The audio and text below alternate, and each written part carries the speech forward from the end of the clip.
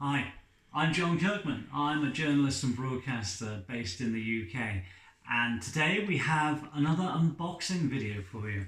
This time, Tangerine Dream, live at Coventry Cathedral.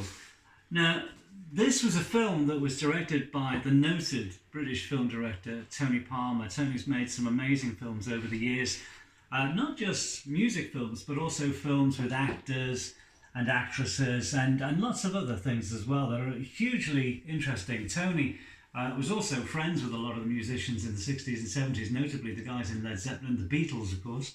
And he is one of these great guys you go to if you want to make a great film as a documentary on something to do with music. Now, the box set that I have here is Tangerine Dream at Coventry Cathedral. A little bit of background. Why were Tangerine Dream playing in Coventry Cathedral? Well, they played a series of dates throughout the UK in cathedrals, including a gig that I saw at the Liverpool Cathedral in 1975. And I can remember there was a bit of an uproar because, well, rock concerts didn't take place in cathedrals in those days, and Tangerine Dream were considered a rock band. I know that they did one in Reims Cathedral in France, which of course was a Catholic cathedral. The Pope was not very happy, although they must have had some kind of permission to do the gig in the first place, but not quite excommunicated, but they were certainly not flavour of the month in the Vatican at the time. So, as is always the way in situations like this, it's always very political, even in religion. The Church of England invited Tangerine Dream over to the UK to play in their cathedrals, and they played a series of dates in the cathedrals in the UK. I saw them in the Liverpool Cathedral, and there was a bit of I suppose, a scandal because the people were saying the rock fans were urinating against the columns. They'd also said that at Reims Cathedral as well. Probably because the facilities in cathedrals were very basic. They didn't have lots of bathroom facilities for people to go and relieve themselves.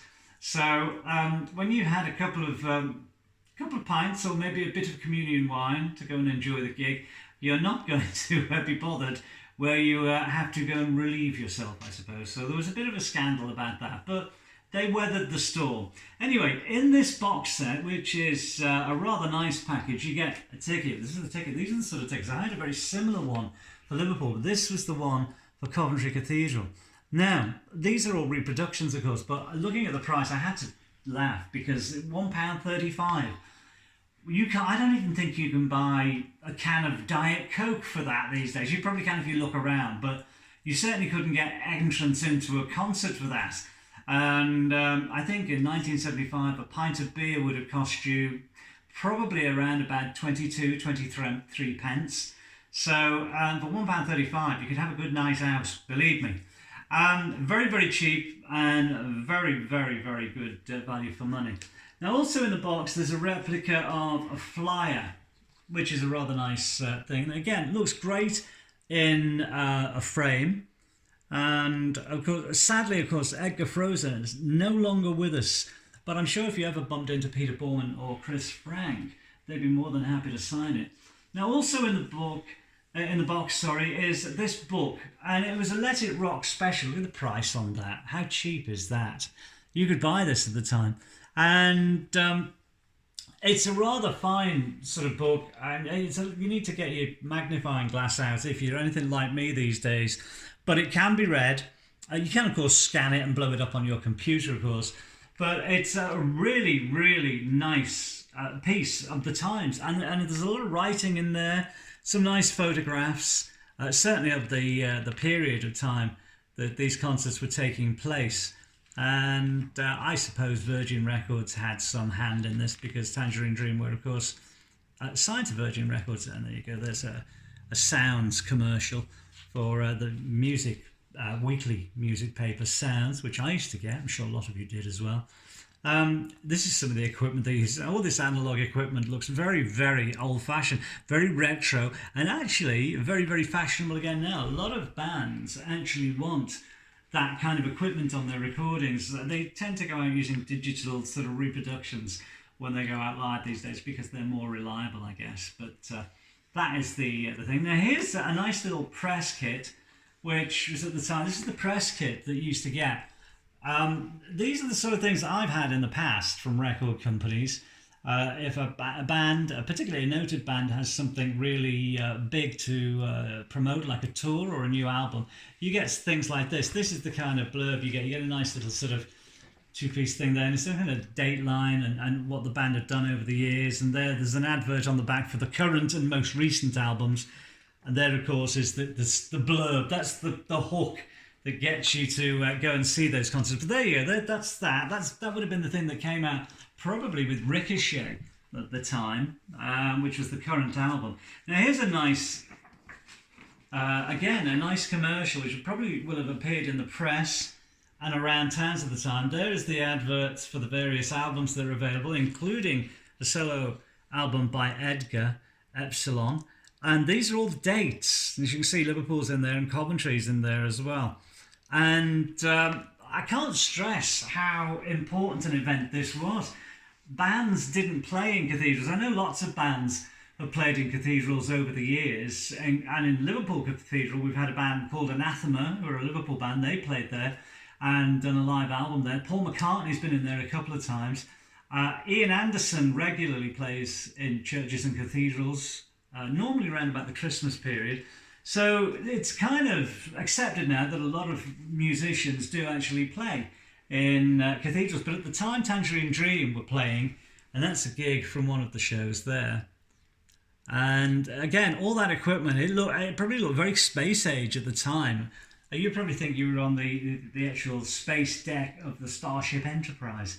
Nowadays, you could probably fit most of that equipment into one flight case, and you'd probably be able to use maybe just 2 keyboards and a good computer head to drive all that with all the sounds and the various samples stored on it. Now here's some promo photos. These are official Virgin Records promo photos from the period, of course, when Tangerine Dream brought out Ricochet and were playing in the cathedrals. And they're very relaxed if you look at them. I mean, there's almost like a studio shot, I would imagine. But the others are very, very relaxed. I'm not sure whether they were photographed in Edgar's house or maybe Chris's or possibly Peter's. But very, very relaxed. And my memories of the Tangerine Dream gig in Liverpool are very, very similar to this particular film.